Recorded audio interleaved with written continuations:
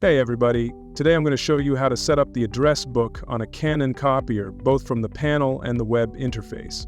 So to start, go to the home screen and then we're going to look for the destination/forward settings.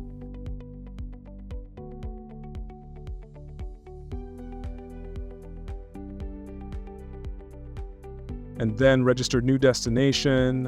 I'm going to click register new destination again here.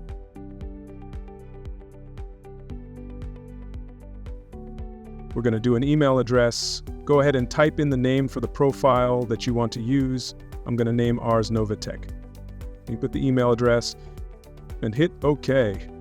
And then if you have your users in a different address list, you can drop this down and choose a different list, or just use a default list and then hit OK. And see here, we made a little mistake. If you need to edit the entry, just highlight it and hit details/edit, and you can go in and make the change that you need. And hit OK, and OK again. And then if you need to delete, that button is right here as well. So if you want to do this from the web interface, you'll need to press the 1, 2, 3 or the check counter button, depending on the model that you have.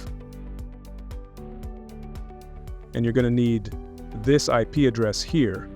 And you're going to take that IP address and go to your web browser and type that in.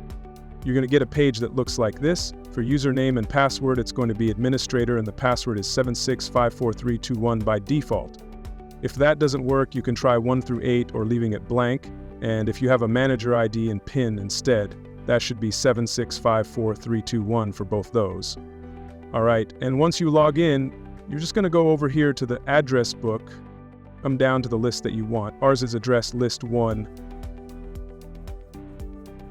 And then register new destination, select email address, you put the name and email address here, and then hit OK, and you'll have it here. This is nice for if you have a lot of entries to make it once and you don't want to do it at a panel. You can do them all here pretty easily. All right, thank you so much for watching. Have a great day.